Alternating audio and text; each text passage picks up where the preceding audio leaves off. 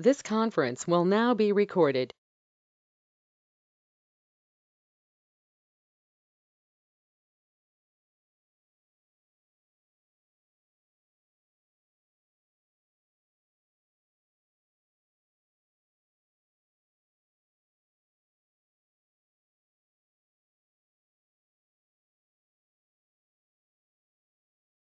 And the This MTech degree in conference will Electronic now be recorded.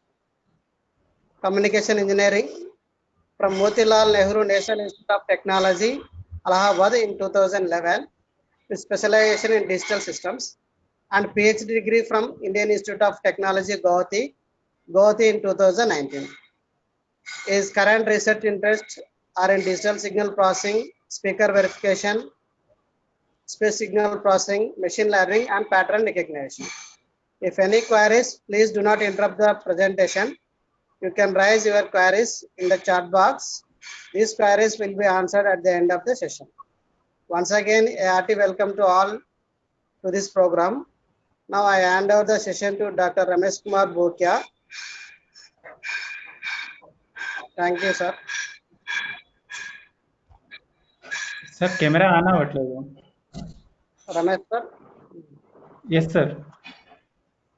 Okay, you continue, sir, please.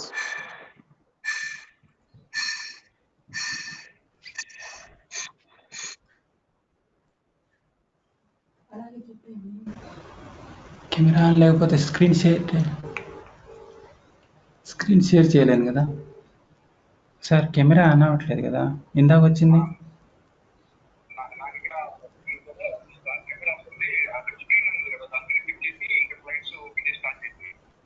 Okay,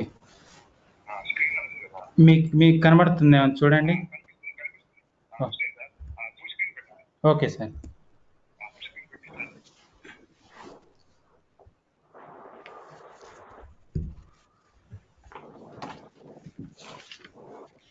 Good morning to one and all.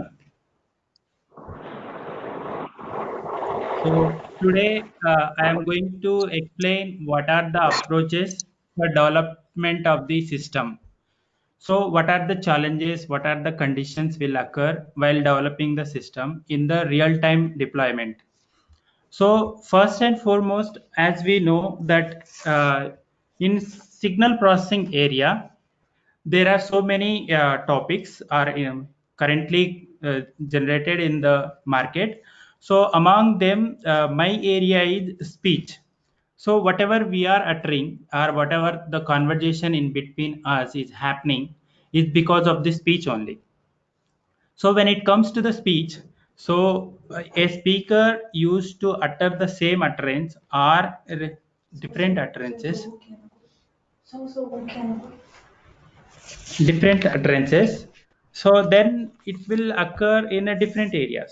So in my case, speaker verification, before going to speaker verification, what is the speaker recognition?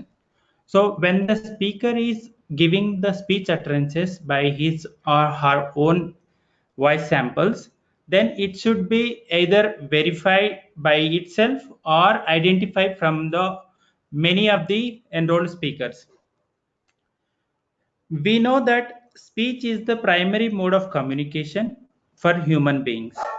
The speech signal can be easily obtained, which makes it a very attractive signal at low cost for the scientific community to use in different human mission applications. We know that presence of speaker specific information makes speech as useful as biometric feature to authenticate or to recognize a person based on his or her voice samples.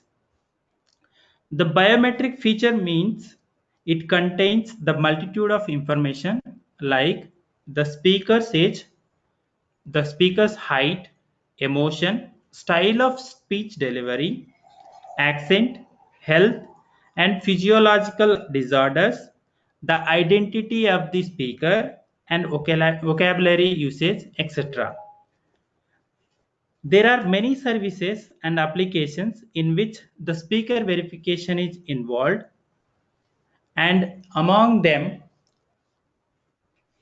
Among them, speaker verification is expanded remarkably over the years since its inception. When it was started in 1847, first and foremost, people started using the speech signal as a signal processing methods. So in that case, the speaker verification is one of the leading areas in speech processing. As we know that the speech is practically more distinguished and emerging area for having deployable systems with the real world applications. Based on the constraint imposed on the text during the enrollment as well as the testing phases, we can classify the speaker verification system to two types. One is text dependent and second one is text independent. In a text dependent speaker verification system, the text is fixed and the users have to utter the same text during training and testing processes.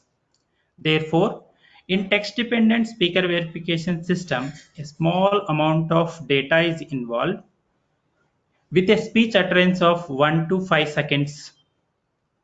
On the other hand, when it comes to the text-independent speaker verification system, it does not put any restrictions or constraints to the user, and it requires lot of data during enrollment as well as the testing phases.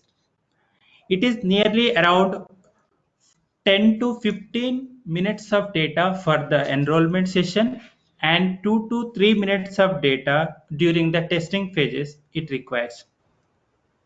As we know that in text dependent speaker verification system, we have only 1 to 5 seconds of data. So today's our topic is based on the text-dependent speaker verification system, in which the system takes the user speech utterance and the identity claim as an input to the system and decides whether the input speech utterance belongs to the claimed user or not. So we can see that how we can deploy the system in the real-time implementation, yeah, real-time scenario, where the system is deployable and we can use it based on our daily routines. Whether it is applicable to our daily routines or not, that we can see in our uh, preceding uh, what you call preceding posters. So the overview of the speaker verification system is during the training phase, whatever the things we are doing, first we are collecting the training speech utterance. Then after collection of the data, we use the voice activity detection because in text dependent speaker verification, the data only from 1 to 5 seconds. So whatever the information we are obtaining from the user or enrolled user, we need to capture the exact phrase where the phrase is started and where the phrase is ended. So after the voice activity detection, we need to extract the features because we cannot send the same speech signals in analog mode, so that we are converting the speech utterance into some matrix form. For that we need to extract the features. So in this case we are using the MFCC features and so many alternative features. Like I used one of the features as MEMD or EMD. You all aware of that EMD is the empirical mode decomposition, which is used for non-stationary non-linear signals. And the frame selection, where the selection of the frames is also very much important. So in that case we use the windowing technique and we will segregate the speech utterances based on the frames. And after completion of this process, we will go for compensation techniques, whether we can append some other features or not. That will be decided after so many experiments or so many feedbacks from the users. And again, the modeling techniques will be used. Either you can use GMM models or GMM UBM models or iVector models or PLDA models. Nowadays, we are all are aware of that deep learning neural networks. So any modeling techniques we can use in the speaker modeling process. Then once this process is completed, we will have the speaker's model with us. Now, in the testing phase, whenever you are required to give the same utterances, like when we are using as application at the banking sector, so we need to give the same utterance during the testing phases also. Then only we can draw the amount. So in that case, we need to give the our identity claim, means any number, just like pin numbers we are using nowadays, that 4 digit pin number we are using, or we are giving the biometric authentication, means signature. In that case, we use only the speaker id. Some id is given at the time of training process, and at the time testing space, we can use, once the speech utterance is collected from the user, we can use the same phase like voice activity detection, feature extraction, frame selection, then channel or session compensation. Then once it is completed, then whatever the models we have created during the target model or training models, we will compare with the test speech utterances. That is called as the pattern comparison. So in so many cases, sometimes the normalization is required, sometimes it is not required. But due to the speaker's multitude of information, like I said, that we have so many multitude of information, just like once the speaker is giving the utterance in a normal mode, sometimes he is giving the utterance in a sad mode or happy mode or angry mode. Depends on that, we need to normalize the scores.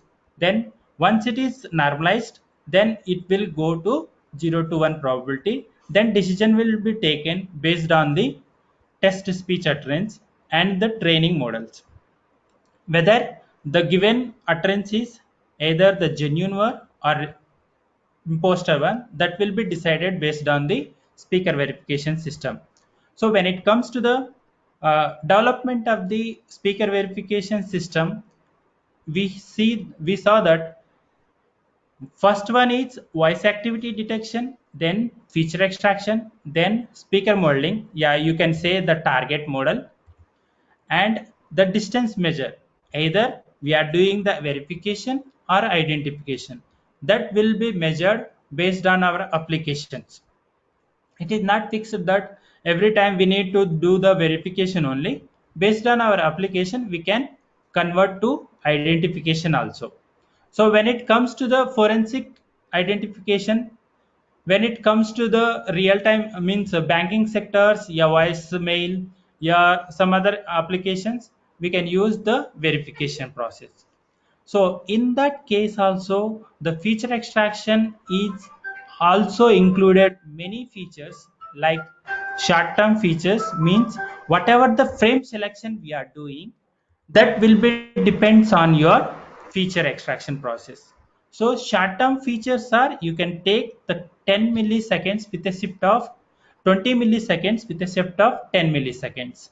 Means we are capturing the frame by frame speech utterances voice area samples, and we are giving the features for every utterance. So for short-term features, we can use the LPCC, means linear prediction coefficients, yeah, PLPCC and MFCCs. So MFCCs are very well known to the speech recognition area people and speech community people. So Mel frequency substral coefficient is taken based on the perception of the ear, human ear. And the second feature is voice source features that we can compute from the Farman frequencies, yeah, glottal flow parameters, yeah, glottal activity detection.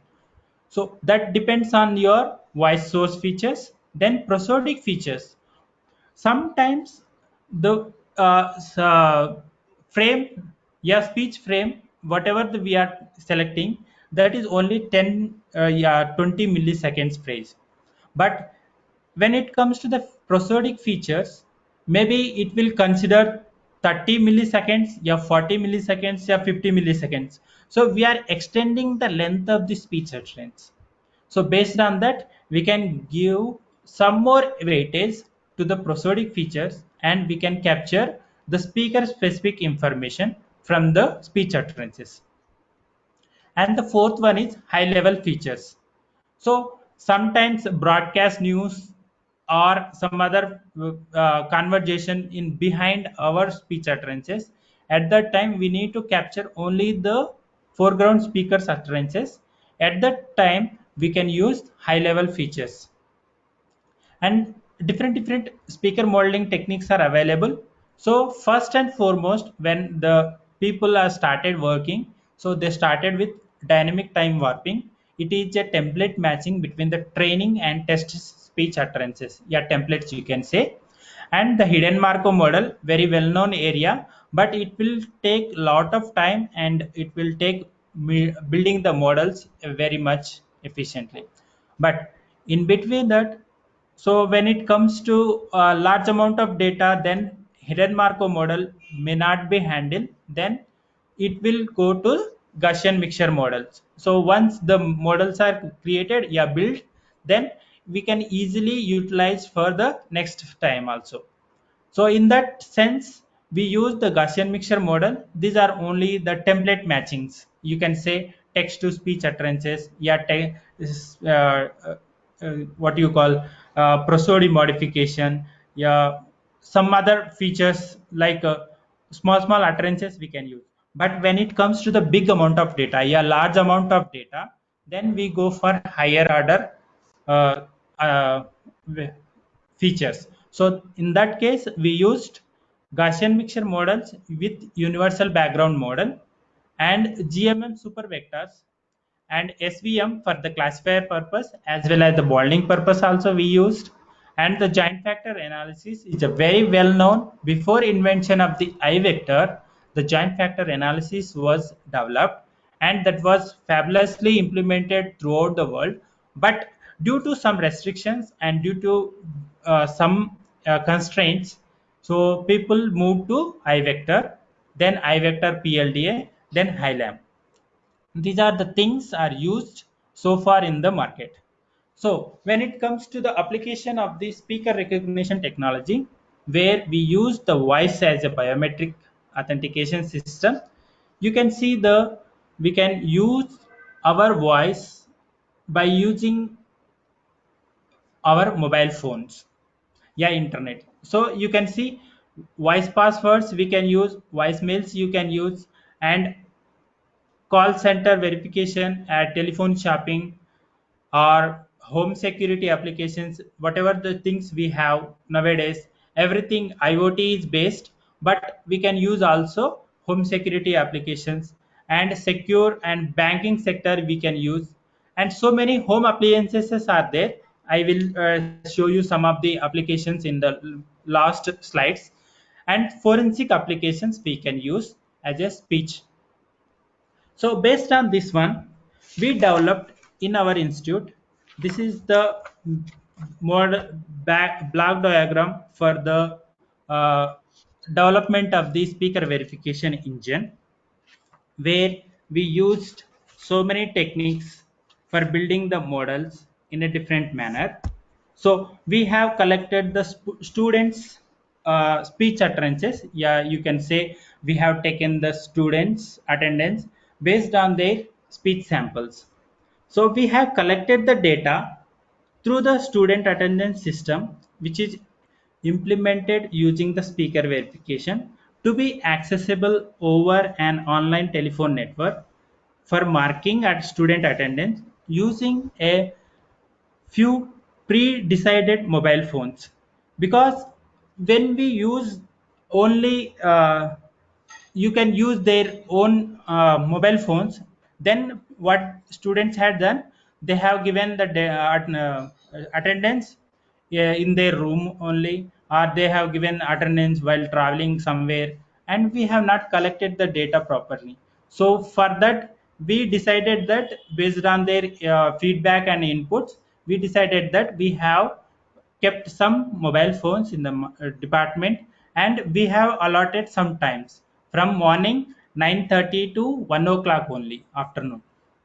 So in this duration, the students are used to come to the department, and they have to take any mobile phone and have to give their utterances based on the prompts coming from the voice server. So these prompts are handled by an IVR system that connects the SP system to the external world. So sometimes the IVR system is also guides the users in the enrollment phase as well as the testing phase with the help of the voice prompts interface.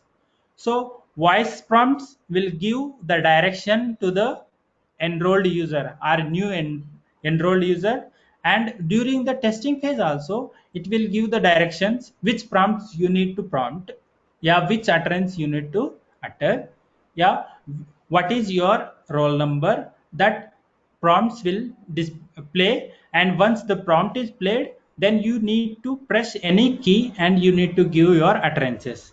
So for that, some asterisk software is used, and that integrated with the ISDN PRI line and used to handle the telephone channel calls through the CTI card. CTI cards means computer telephone interface card, which is used like a ISDN PRI line. Yeah, you can say PSTN line. Yeah, public switch telephone network. In order to make the system interactive, voice prompts are played at regular intervals to guide and engage the user when a user calls to the server to give the attendance system, and these prompts will guide throughout the process. And we have taken only uh, the students who enroll for MTech and PhD on regular basis, and they have to give the attendance when they enter into the department.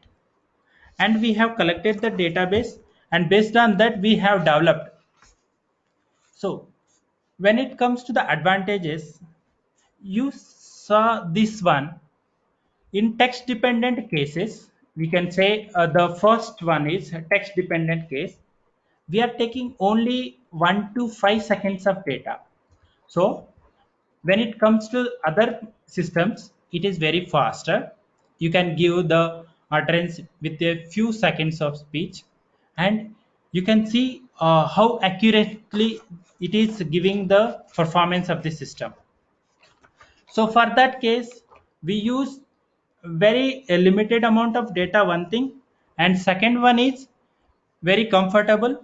We are allowed the students to give data based on their own, but we are not restricted the students that you have to give in the same way in every day. So for that it is more comfortable and language independent, because in IIT system the students are all from all over the country.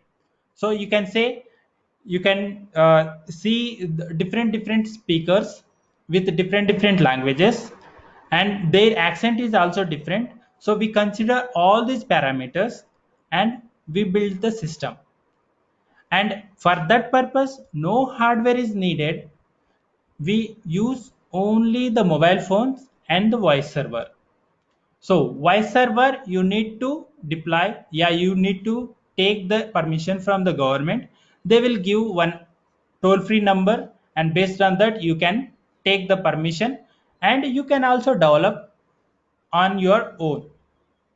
But before going to that, what are the challenges are there? So in text dependent or text independent, you can see many challenges are there in the market. text independent, when it comes to the text independent speaker verification area, so large amount of data is required. For that, we need to build a model which is robust, and for that, so many parameters are needed to extract and build the system and to make it fast. For that, hardware is also required a lot. With our laptop, yeah, with our systems, we cannot handle text independent case because it requires terabytes of data. And at the same time, we need to collect the speaker's utterances with a large amount. Means at least you need to collect the 10 minutes of data from each speaker for building the models. And during the testing also, you need to collect at least 30 to 45 seconds, yeah, 30 to 3 minutes of data during the testing phase. And when you are authenticating, yeah, when you are verifying the system, then it will take lot of time in the background. So you can say front end modeling and back end modeling. So front end part we can see, but back end, so much of implementation is involved while developing the text independent case. So for that, I have taken only the text dependent case, which is very limited amount of data is required, and only the small amount of data we can capture speaker specific information, and we need to authenticate whether the person is genuine or not. And second one is effect of interference. You can say environmental noise, yeah, other ecosystem, yeah, channel, yeah, compression quality, whatever the mobiles you are using, whatever the things are there with you, it depends on the company to company. When you are collecting the data from Nokia phone, yeah, Redmi phone, yeah, Samsung phone, yeah, other mobiles, it will vary.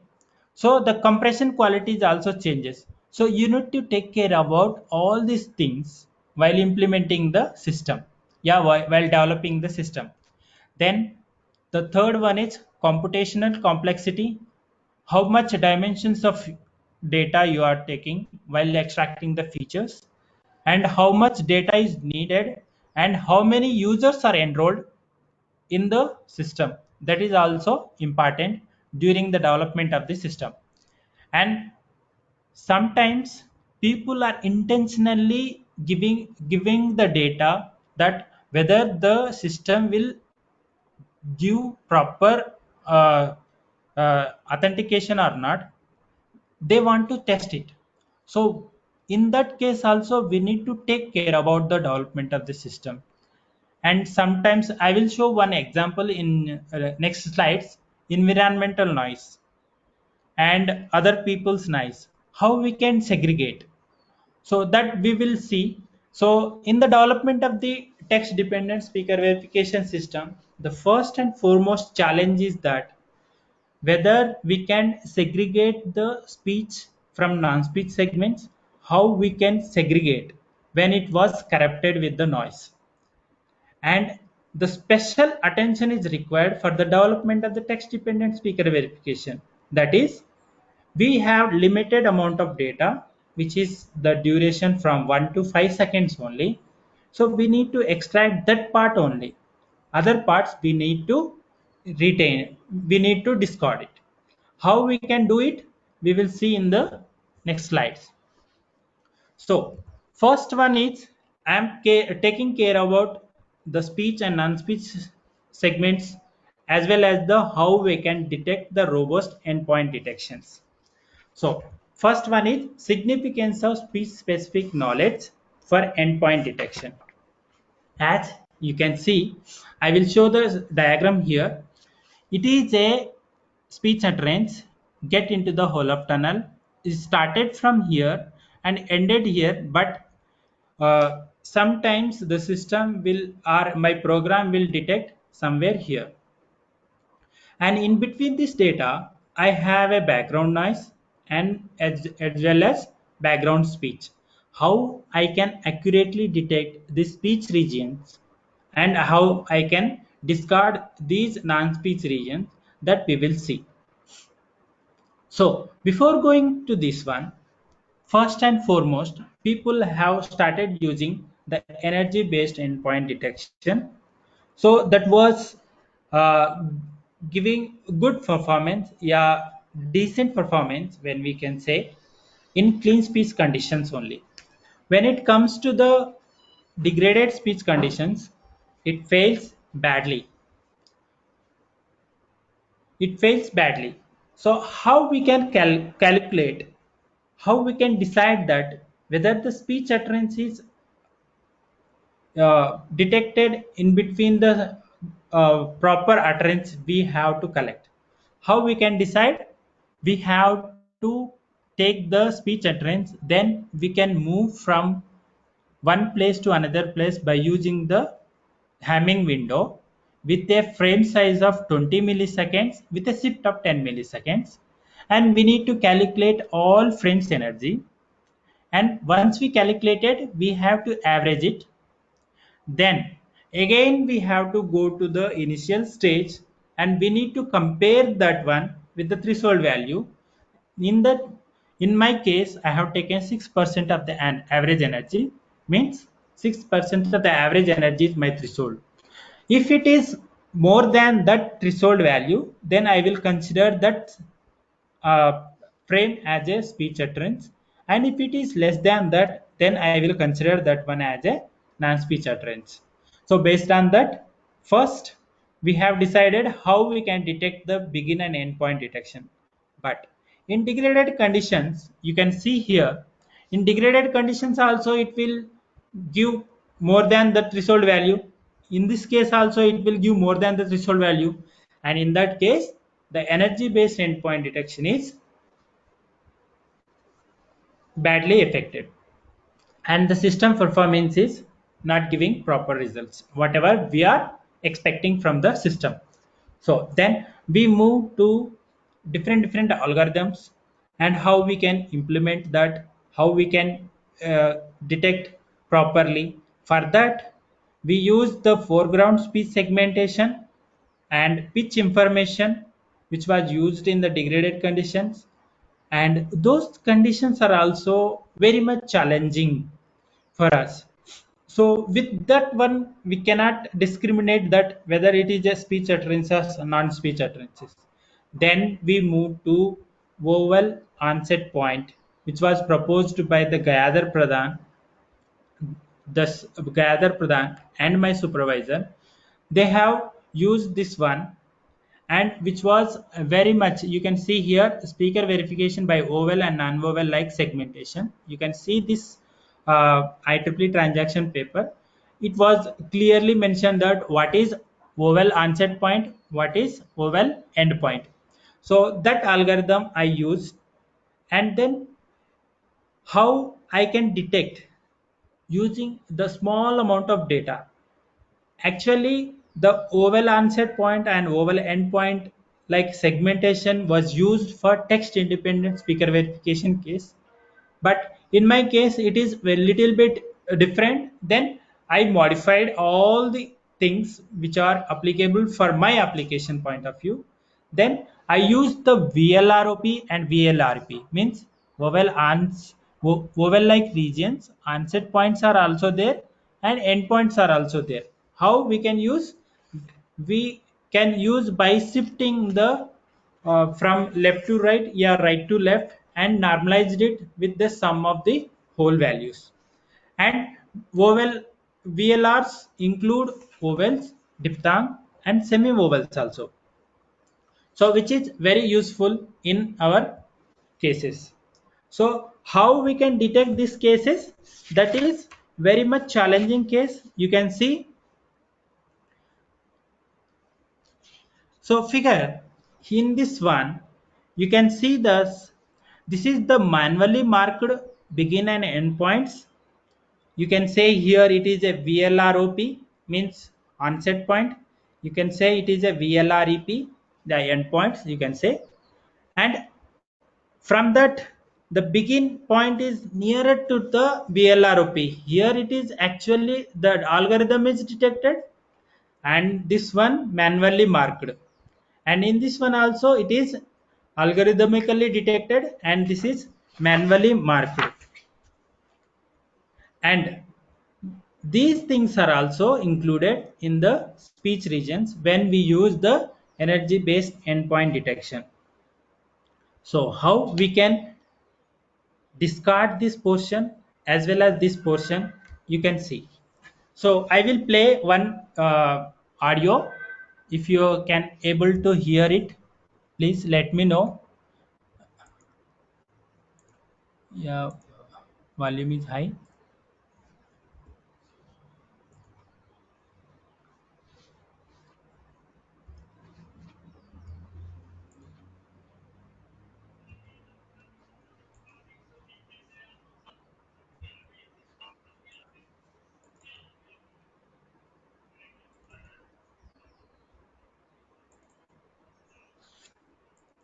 Are you able to hear?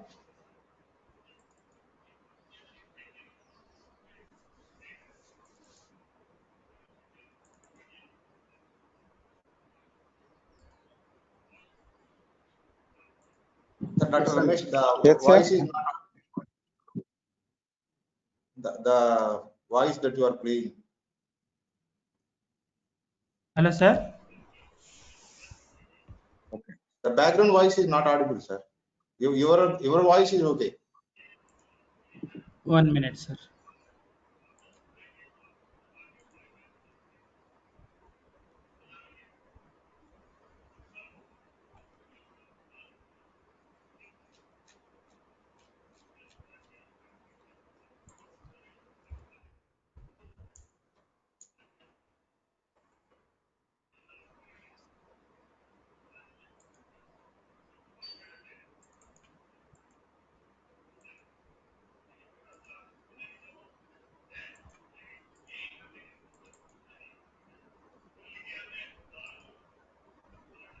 Oh, it was struck, sir.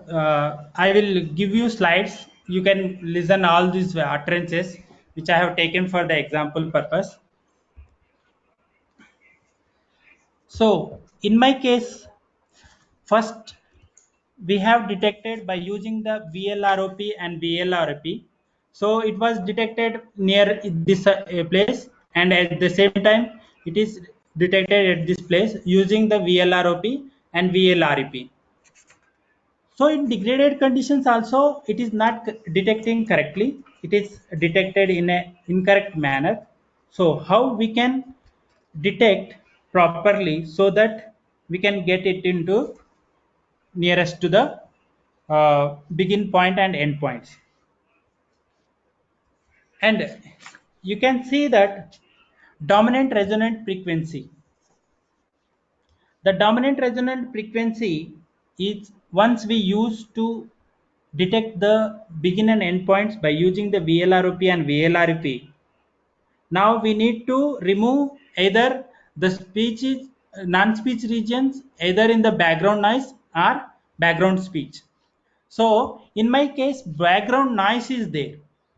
How I can segregate? You can see here, we have taken the dominant resonant frequency, which is used to extract only the vocal tract system information, which is resonated by the vocal tract information only, and we can compute this from the Hilbert envelope of the numerator group delay function.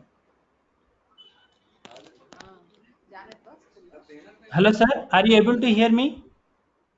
Yes, sir. Fine. Okay, sir.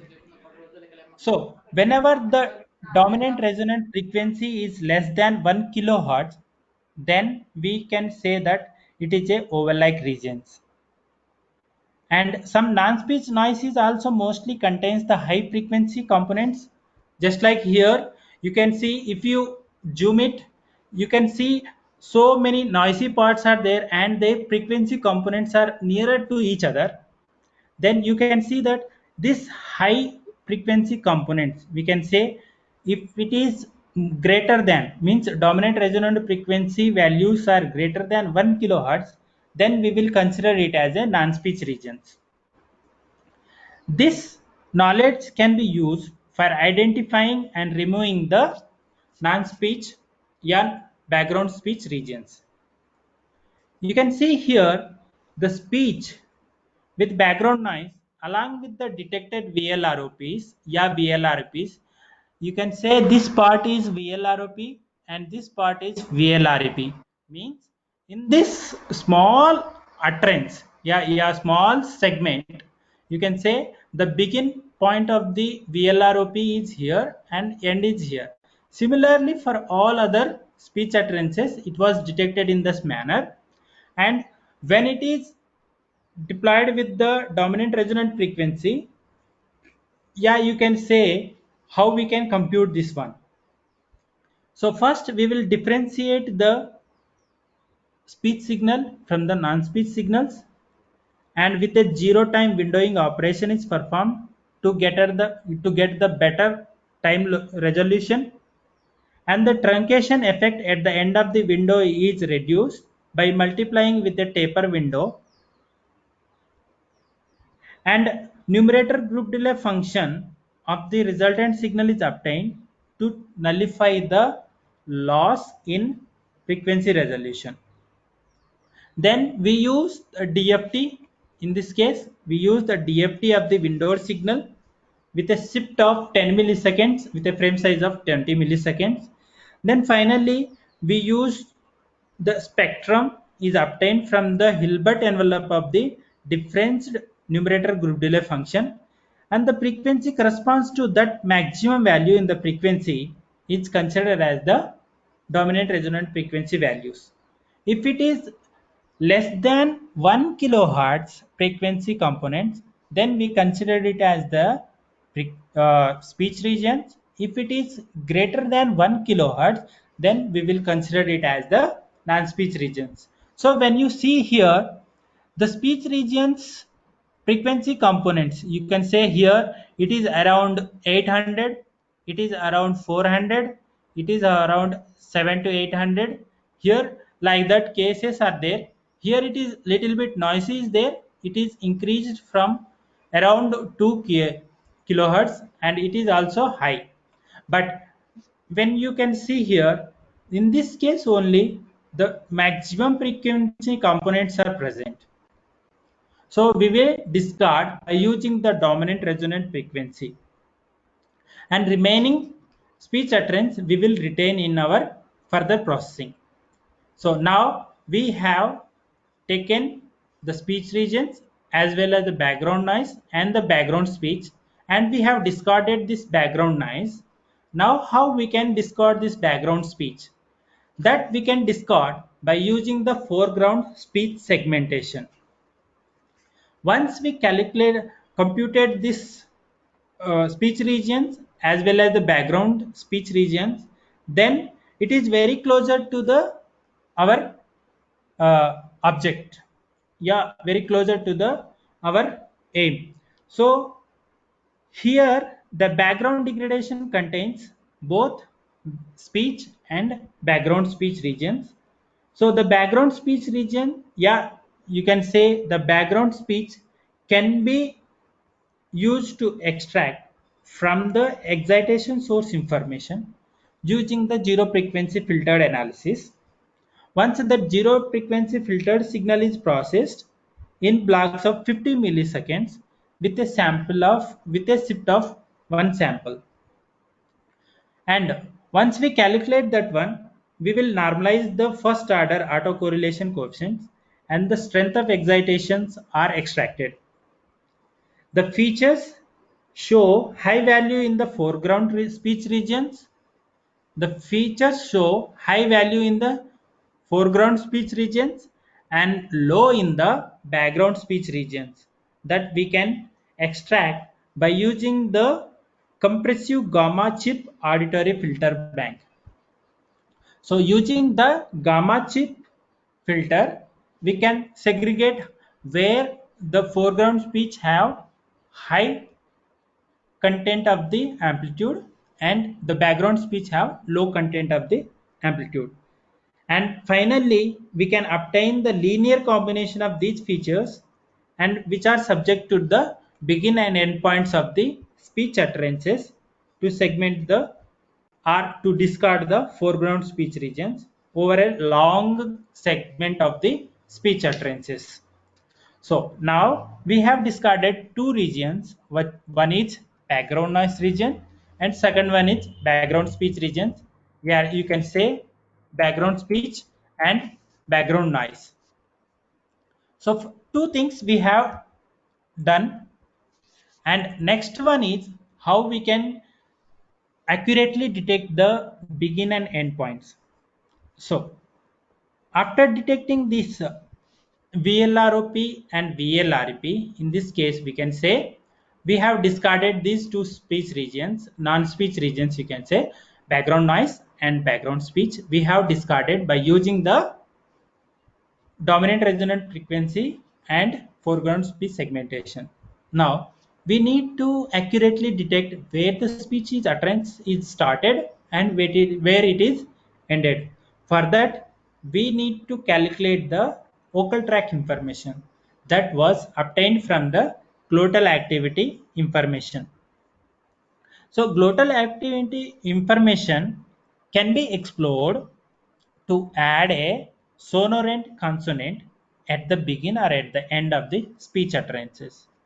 It will detect VLRs, means oval-like regions, as well as other sonorant consonant regions, such as you can say nasal sounds, your voice bars, your fricatives, whatever utterances are there. Get into the whole of tunnels. S is there.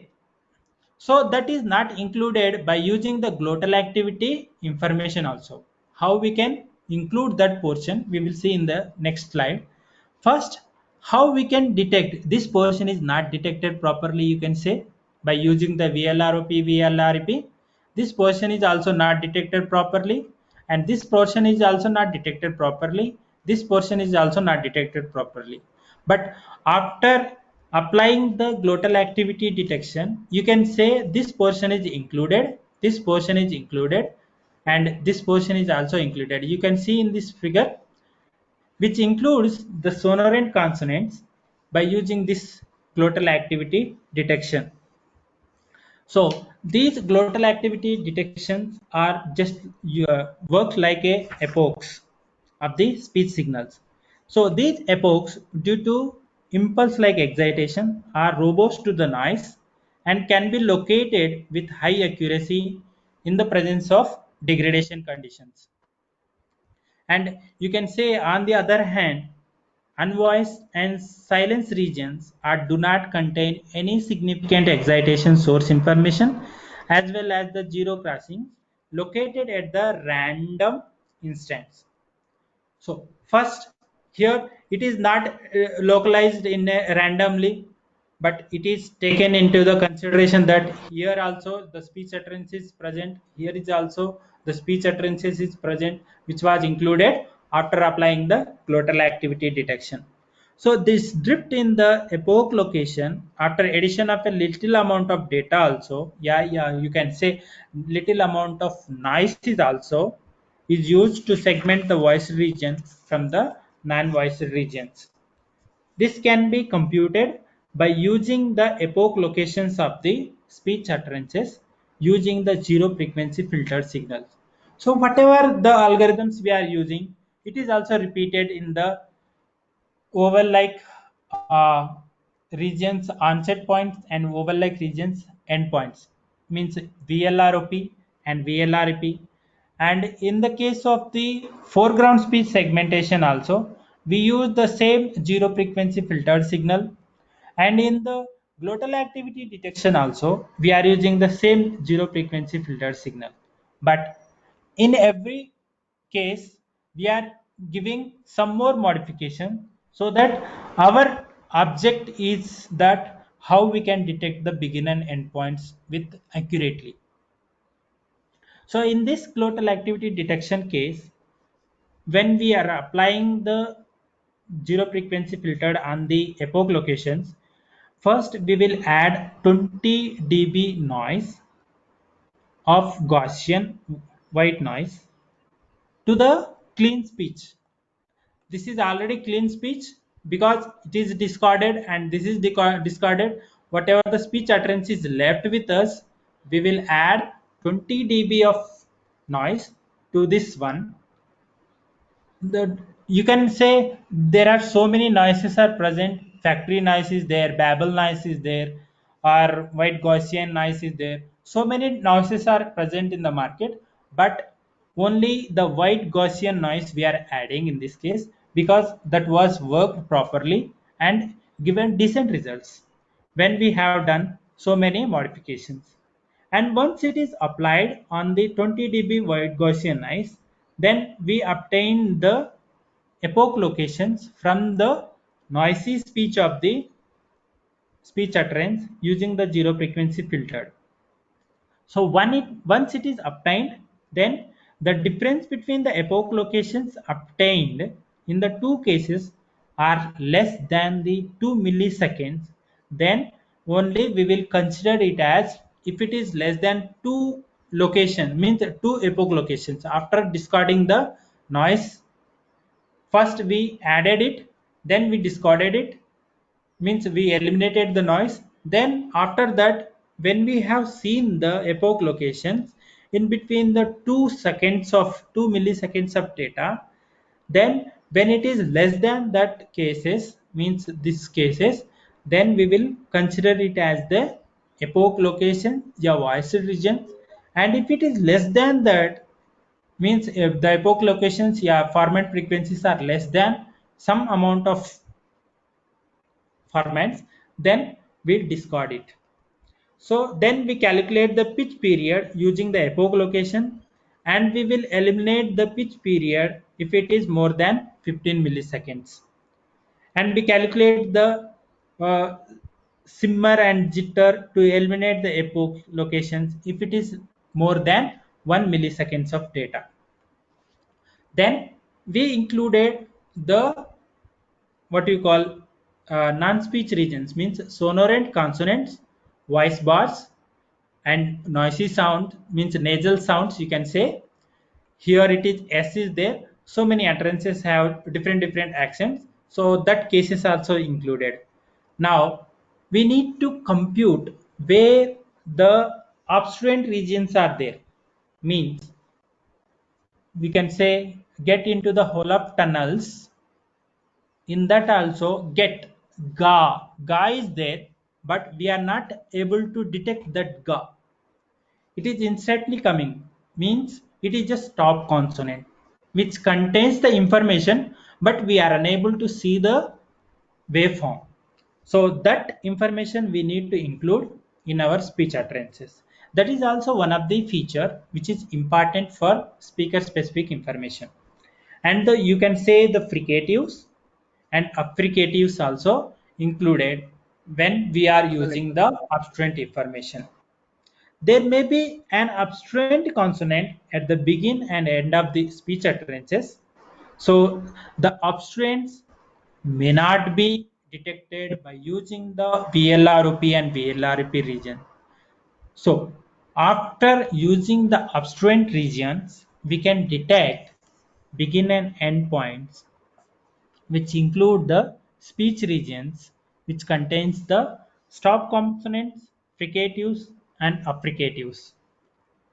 And we can say that this can be obtained from the aperiodic component, which is dominant in burst and frication regions of the most of the obstruents, and used to detect the obstruents only. Here also we use the modified version of the zero frequency filtered speech signal, and we have passed this speech signal through a 0 hertz resonator 4 times, not only 1 time, 2 times, 3 times, then 4 times.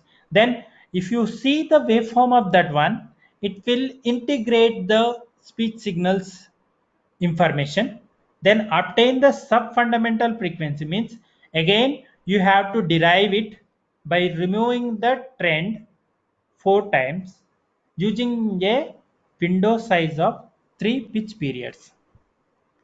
So once we have integrated 4 times, then we have derivated 4 times.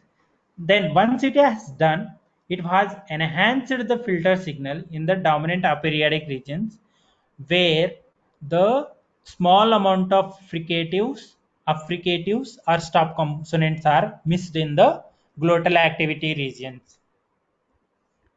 And the smoothed version of the enhanced speech signal is slided with a 5 milliseconds window. In this case, we used so many windows are there. You can say triangular window, rectangular window, Hanning window, Hamming window, Kaiser window, whatever the windows are there.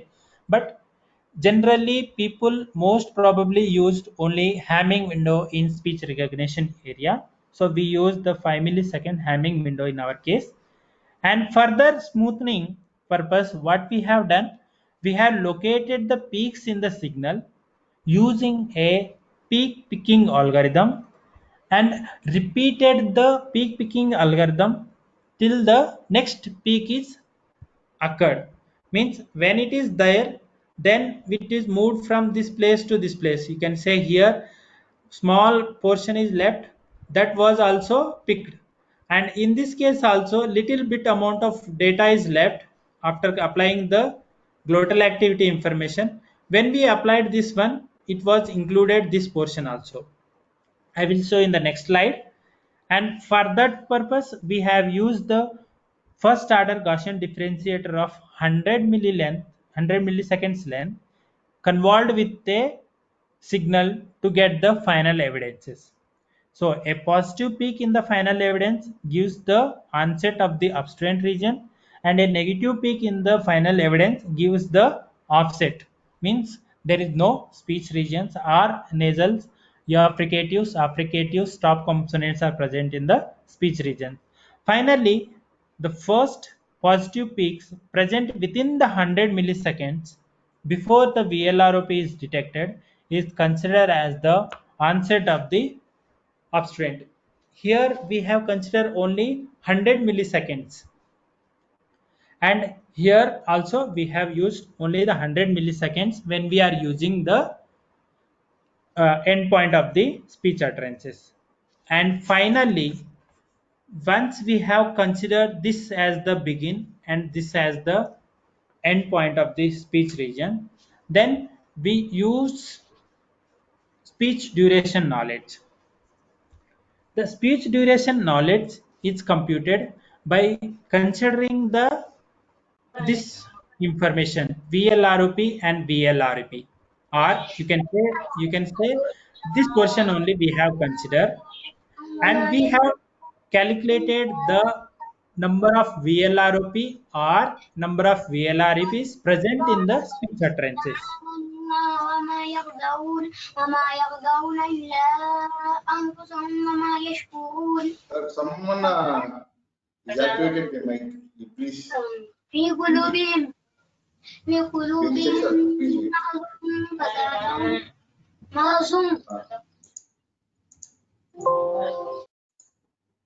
Yeah, now it is okay, sir. You can continue. So sometimes while collecting the database, we don't know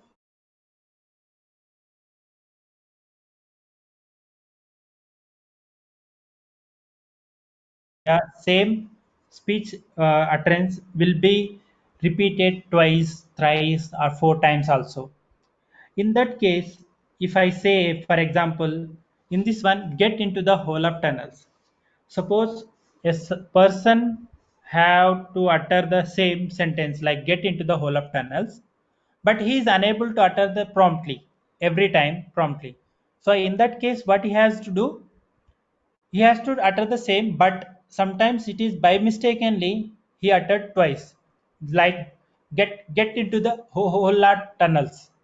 So in that case also, how we can detect properly that where the speech utterances begin and where it is ended. That was possible by using the speech duration knowledge. How we computed that? First, we have located all the VLROPs which are obtained in between the begin and end points of the speech utterance, which we have detected in this case by using all these algorithms VLROP. Again, then you can say dominant resonant frequency regions, then foreground speech segmentation, then glottal activity detection, then upstrain region. Finally, we have detected this speech region. Again, now we have calculated in between this one how many VLROPs are there or how many VLRIPs are present in the speech regions. When it is detected, then average of the Euclidean distance from each of the VLROP. What we have done, once we have this one, suppose this is 8 VLROPs are there, 1, 2, 3, 4, 5, 6. 6 VLRPs are there here in this case. So 3 on the left side and 3 on the right side, you can say. And in between this one arrow, I have given manually. Now I have to move. Yeah, I have to segregate, move from one end to another end. And wherever the speech utterance is there, I have to see that this is the center of the speech utterances. Now, the VLRP having the minimum average Euclidean distance is considered as the center of the speech utterance. And where it is centered, now starting from the center of the speech utterance, the duration between two successive VLRs are calculated and it was traced until the duration is found to be greater than 300 milliseconds. Suppose if it is detected here, if it is more than 300 milliseconds, then we will stop in that cases. So once it was stopped, then we know that the speech is started here and it was ended here. This is the finally detected begin and end points of the speech utterances. You can say the whole idea behind the begin and end point of the speech utterance is deployed. Now, once this was deployed, you can go to the first phase where I have shown this one. This is the voice activity detection. This first phase part is completed. Now we will see how feature extraction is developed. So you can see I have used the two databases. One is RSR 2015 databases. There are 30 sentences are there with a duration of 1 to 3 or 5 seconds of data. But I have taken only the 3 utterances because why I have taken only because we have developed the same set of system in our Guwahati system, IIT Guwahati. So we have used 3 utterances. You can see here, don't ask me to walk like that. Lovely pictures can only be drawn and get into the hole of tunnels. This was the example which I have taken. And I have collected only the 3 utterances from among the 30 utterances which are there in the RSR database. Only liars love millionaires. I know I did not meet her early enough. The birthday party has cupcake and ice cream. So when you utter this one, your mouth, jaws, and your vocal tract, everything is vibrating, and every information it is containing. So that type of utterances we have selected and we have deployed for our system. So first, the foremost algorithm which I have used is energy-based endpoint detection, and the features I have used is 39 dimensional MFCCs. Means here 13 MFCCs have written, means which contains the static information of the speaker or user, you can say, and 30 delta MFCCs means you can say the acceleration information, and this is your velocity information which contains, and feature normalization. And for verification purpose, initially we use the template matching technique which is used by the dynamic time warping, and we use the computation parameters as equal error rate, everyone knows that, and the minimum DCF. These parameters I have used for experimental purpose. And how I can detect begin and end points? One is the identification rate and second one is the identification error. Where my begin and end point is correctly estimated or not, that depends on the speech utterances where I have started the begin and where I have ended the speech utterances detected ended. And once it is done, then I have evaluated the database which I have taken only one utterances, love, this one only liars love millionaires. And by using the energy based endpoint detection, I have seen that 96.64% it was implemented on the Clean RSR 2015 database, and by using the foreground speech segmentation glottal activity, you can see the table. I cannot read this one because from 96 percentage to identification rate to 99.17% when I used OLROP, DRF, glottal activity detection, foreground speech segmentation, obstruent region, and the speech duration knowledge. And endpoint also you can see here 96 and here it is 98. You can say that here begin point is started with 163 milliseconds duration and here 39. It was nicely detected, but when it comes to the endpoint detection, it was not detected properly, so it was went down to 204. You can say you can see in this one. Actually, it has to detect in this case here only, but it was detected after some duration. So for that, it was come down to 204 milliseconds identification error. So these are some of the results we have deployed, yeah, evaluated on the clean speech as well as this is the clean speech and degraded with varying of 5 dB.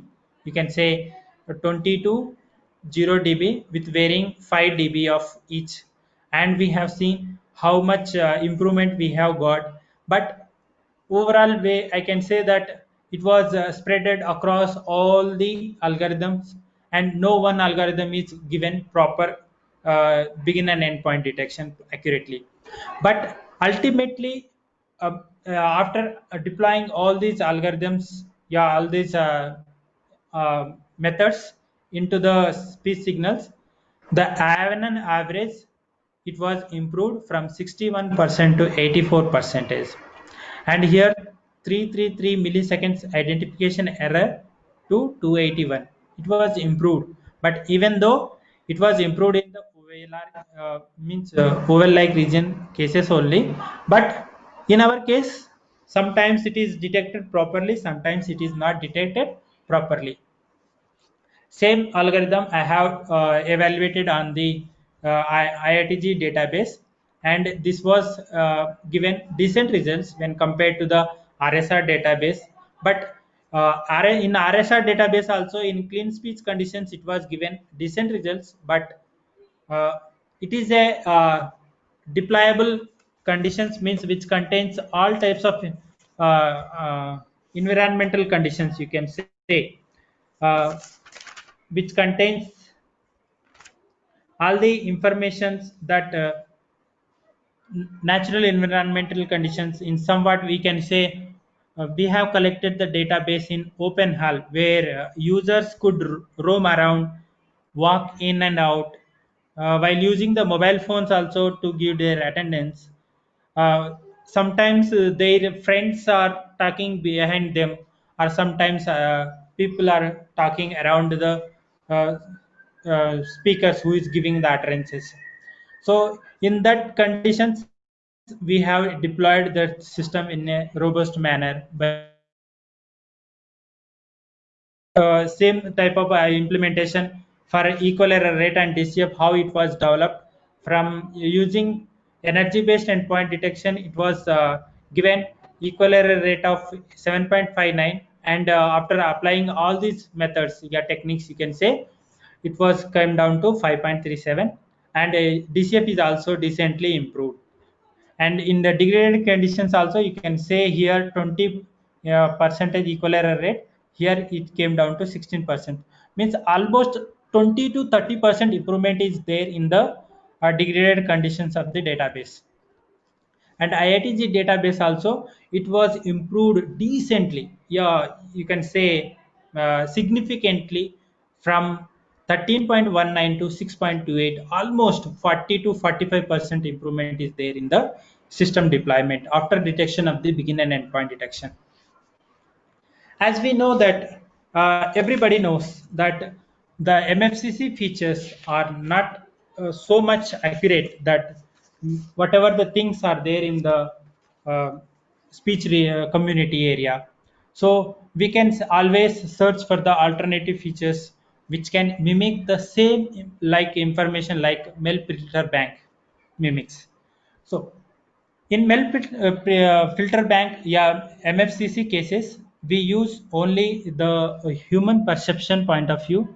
Yeah, you can say the auditory system, how we our auditory system, yeah, how the characteristics of the human ear is the majority of the speech utterances, where the substral or energy features are obtained,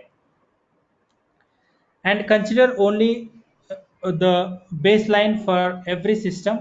Nowadays, people are robustly improving using different techniques. Among them, I use the Hilbert spectrum, which was one of the inbuilt part of the EMD.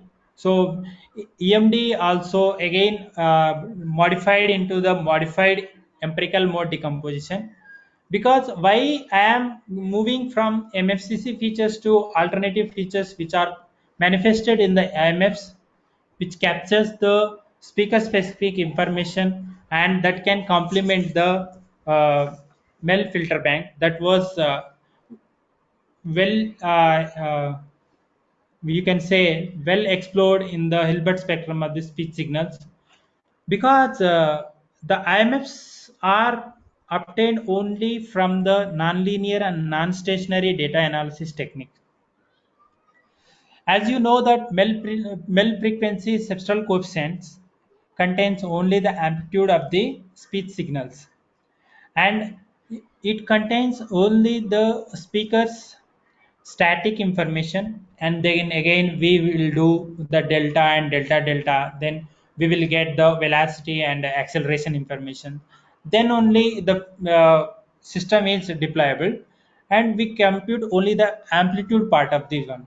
But when it comes to the empirical mode decomposition, yeah, you can say the IMFs or MEMD, which contains the complementary information of the MFCCs.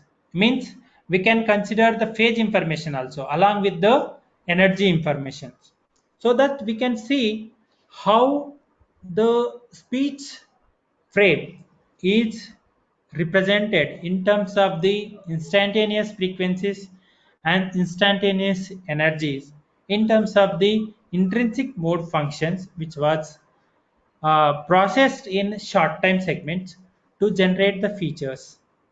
You can see uh, after having a fair argument that MFCCs may not represent the optimum features, then only we will go for the alternative features which are well established and well argued for characterizing the speakers. So in our area, we investigated different energies, yeah, substral features obtained from the nonlinear and non-stationary data analysis techniques, which is called as the EMD, but its variants we can consider as the MEMD. And while computing the MFCCs, we will consider that, or we will assume that the signal is stationary, and after considering the signal is stationary, then we will apply the Hamming window on the speech frame, then we will compute the utterances features. But in case of the MFCCs, we will consider the non-stationary signal itself, and we will decompose the speech signal into small chunks that we will call it as a IMFs. Yeah, you can say here the frequency which computed from the Mel scale is segregated all over this one. You can say the graph is like this, and when it was computed and after inverse Mel filter bank scale, we will segregate into the linear scale, then we will take only the small portion of the speech utterances. Say we have so many coefficients, but we will consider only the 22 Mel filter bank coefficients, and from that only we will compute the 13 coefficients after applying the DCT. So discrete cosine transform is used to get the compact information of the speech signal and which gives the speaker specific information accurately. So for that purpose, we will consider only the 13 coefficients among 22 filter banks, and but in case of the EMD or MEMD, we will consider how many decompositions we can do by using the intrinsic mode functions, and how we can capture the glottal activity detection conditions, yeah, glottal source, yeah, formant frequencies, yeah, any other speech production system point of view, any type of critical information which we have, that we can compute from the MEMD or MEMD, and which contains a speech speaker specific cues in a different manner. So yeah, yeah, as you can see here, when we consider only the MFCCs, we can see only the instantaneous energies also only, but we cannot see the frequency part. But when we consider the MEMD or IMFs of the MEMD, we will see the amplitude part as well as the frequency phase part also. So the complement of each information we have with us, now we can give how much improvement we can give to the system. So it is concisely, you can say that the data adaptive filter bank nature, and this representation, you can say the Hilbert spectrum, it's derived from the IMFs and may be estimated its dynamically changing frequency and amplitude envelopes. So it is dynamically changing. You can see here, based on your IMFs, you can see only the small portion of the information is there. When it comes to the second, you can see a little portion of the information is there. You can see here the dotted lines, and this has more amount of information when it comes to the IMF1 in the phase part, and in amplitude part it contains only the less amount of information. You can see the dotted lines of the red mark. And IMF3, you can see this line which have the information of the speaker specific cues, and here in the amplitude part it gives a decent information. So here IMF3 is giving good information in case of the amplitude energies or instantaneous energies, and in this case also it is giving much information like IMF4 also. So based on that, it is unarranged, yeah, you can say unsorted IMFs of the instantaneous energies and instantaneous frequencies. After rearranging the IMFs in a proper manner, yeah, in a sequential manner, so you can see here the speech utterances which was constructed from the IMFs of the MEMD in a rearranged manner. You can see maximum information is available in the both cases. So it is unsorted cases, it is sorted cases. Now, the Hilbert transform is reliable estimator of the frequency and amplitude envelope functions of the AM, means amplitude modulation and frequency modulation signals. But we need to take care about all the algorithms, that why we are going from MFCCs to alternative features MEMD. For that, when you are using the MFCCs, we use the Hamming window, which is precisely very well-known technique, and we can say,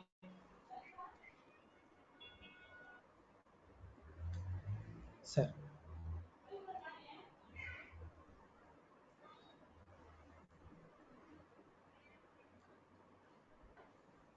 we can say very useful, and these are the parameters which are extracted from the Hilbert spectrum of the MEMD. You can say the instantaneous frequencies, mean instantaneous frequencies and mean instantaneous energies, and the absolute deviation of the instantaneous frequencies and absolute deviation of the instantaneous energies, and the correlation between instantaneous frequencies and correlation between the instantaneous energies. And here the last one is, you can say, the last one is the weighted instantaneous energy, weighted instantaneous frequencies. These all 7 parameters captures the speaker specific cues and which are very useful for deploying the system.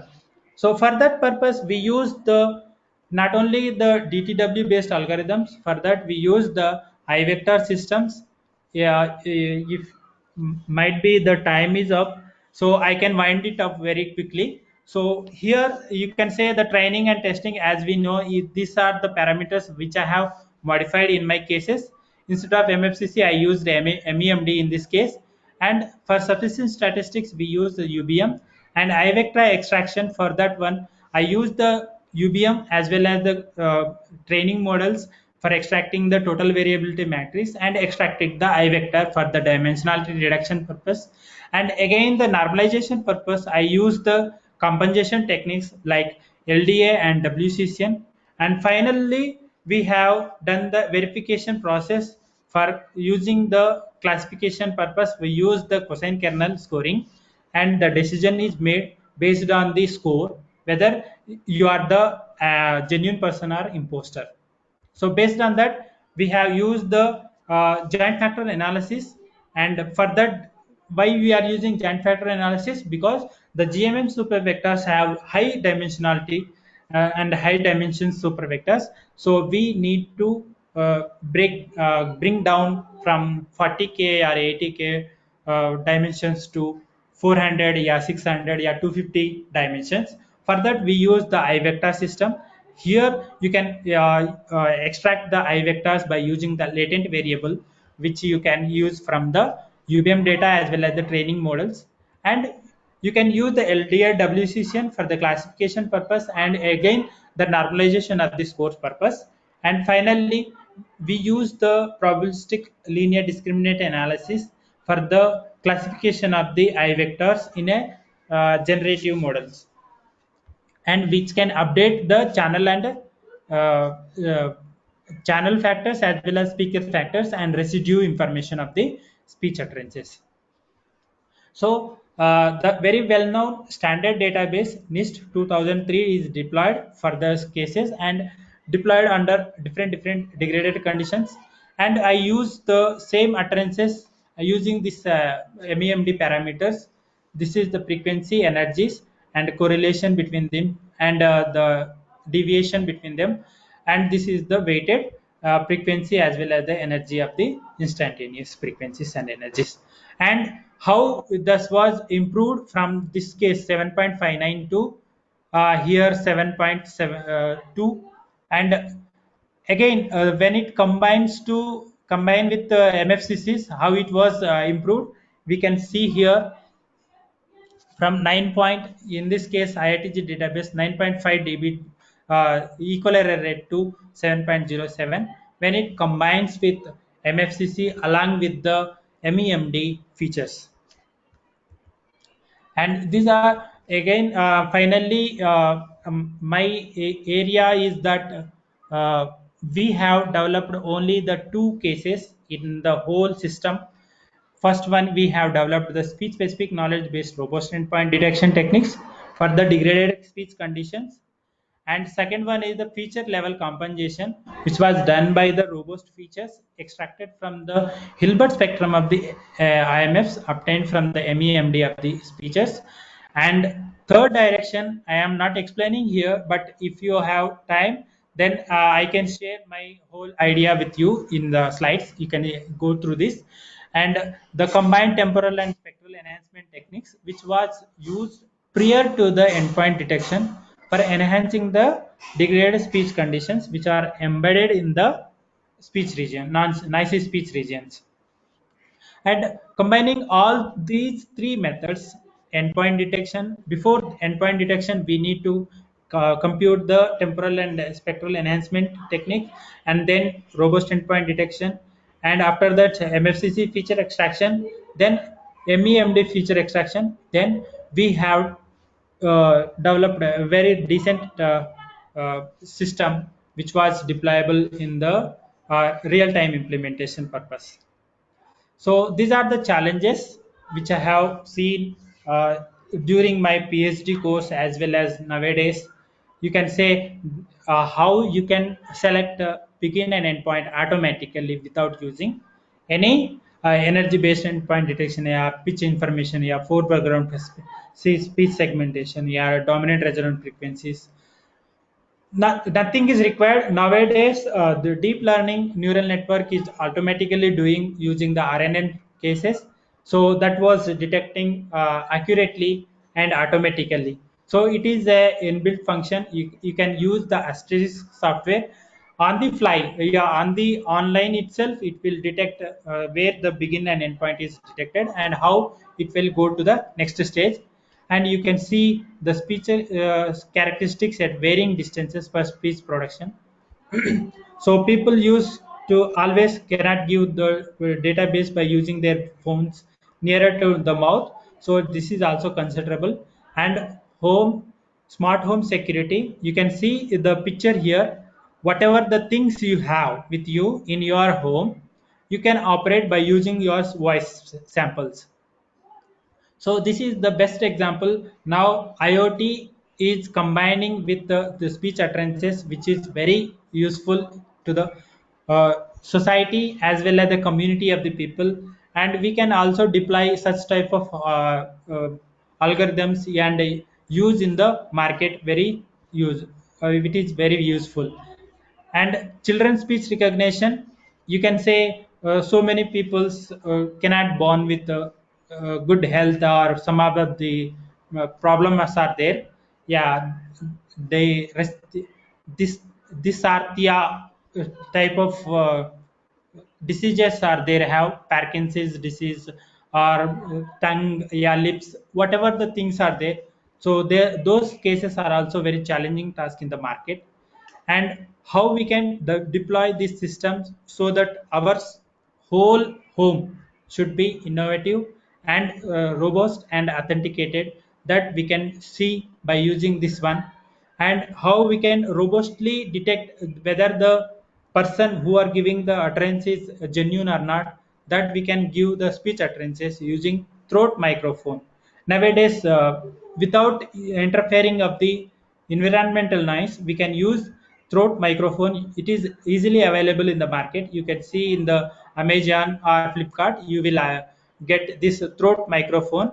So there the noise is removed automatically and it will give proper utterance which you are given in the during the training session. The same utterance will be given at the training sessions.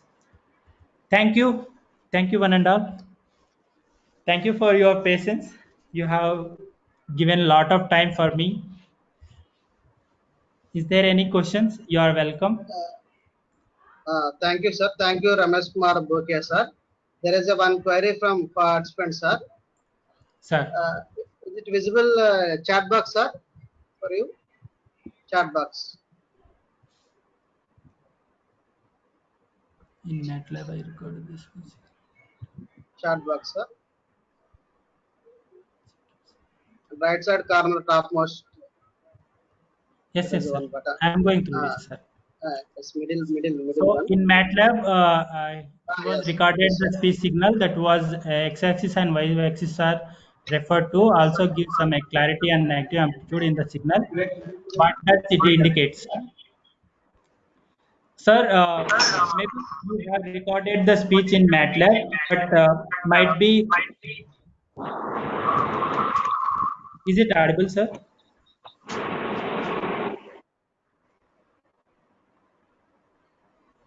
Yes, it is Hello? audible, sir. Yes, it is audible, sir. Huh. Sir, when you have recorded the speech in the MATLAB itself, maybe your voice amplitude, whatever you are giving, your microphone is not properly inserted, or either you are not given utterance with a accent, means more stressable. So if you give the utterance, definitely it will give the positive. Or if it is not giving the uh, positive amplitude, then you need to normalize it. Then it will comes from this that process we call it as a pre-emphasis process, sir. So once you go through the pre-emphasis, then your amplitude may go from negative amplitude to positive side. definitely it will work if you pre-emphasize the speech signal. How to provide security for application? Sir, definitely you can provide the security to each and every application by using the password, sir.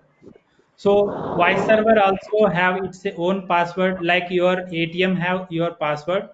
So it is during the training session only the password is allocated to you, and when you are doing the testing, definitely the password will be usable.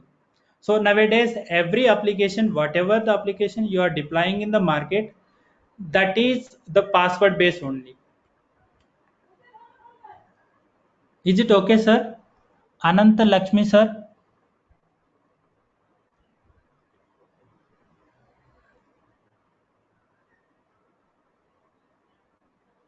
Which is most Yes, advantage? sir. Okay, sir. Okay, sir. Thank you. And one more, which is most advantage coding for speech processing?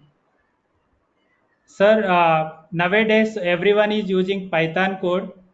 So whatever the algorithms are people are developing in the MATLAB or any other C++, you can deploy it in the Python itself, and you can see GitHub. It is very useful. You can get some ideas and some codes which are already implemented, and people are still using those codes. GitHub is the very good browser, yeah, port. You can go through that, sir. You will definitely get some ideas and how you can deploy it in the market. So you can see coding language is not a barrier, but even though if you are good enough to write a C program, you can easily write the Python code, sir. If it is not, then MATLAB is the solution which you can get easily, and you are easy to develop it by using the MATLAB. Thank you, sir. Thank you for your good words and nice comments. Okay, thank you, sir. Hope this session was good and knowledge gainable. I extend my heartfelt thanks to all the participants and speaker, Dr. Ramesh Kumar Bhukia. Thank you for spending your valuable time. We shall share the PPTs in the afternoon. We will meet again in tomorrow's presentation, which will start at 11:30 a.m. Thank you all and stay safe. Thank you, sir. Once again, thank you. Thank you, sir.